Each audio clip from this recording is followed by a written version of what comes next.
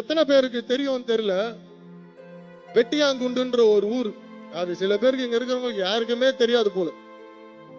சரி, அங்க போய் கேட்கலான்னு பார்த்தா அங்க ஒரு 45 குடும்பம் வசிச்சுட்டு இருக்கு. என்னங்க என்ன பிரச்சனை அப்படின்னு. இது வரைக்கும் முதல்ல இந்த ஊர்ல யாருமே வந்தது இல்லைங்க. முதல்ல தமிழக வெற்றிகள் நீங்க வந்து முதல்ல அதுக்கு பெரிய நன்றிங்கன்ற.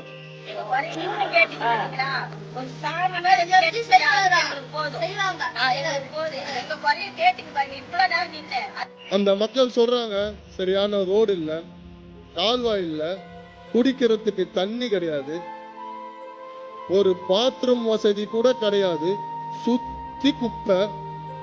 இங்க இருக்க இந்த நாத்தத்துல தாங்க நாங்க வாழ்ந்துட்டு இருக்கோம் ரொம்ப நாளா, யாருமே வந்து கூட பார்க்க மாட்டாங்க அப்படின்னு சொல்லி அவங்க ஒரு பக்கம் அவங்களோட கவலைய சொல்றாங்க. ரொம்ப இதுவா இருக்கு. கரண்ட் எல்லாம் போயிடுச்சுன்னா 2 நாள் ஆகுமா வரத்துக்கு, அந்த மாதிரியான ஒரு சூழ்நிலை.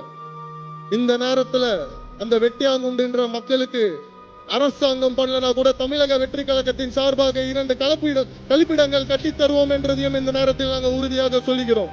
இப்போ இந்த நேரத்துல நம்ம இயற்கை பகுதியில் உள்ள பகுதி துறை செயலாளர் செல்வம் அவர்கள் உங்களுக்கு 2 கழிப்பிடம் கட்டி தரதா வந்து சொல்லியிருக்காரு.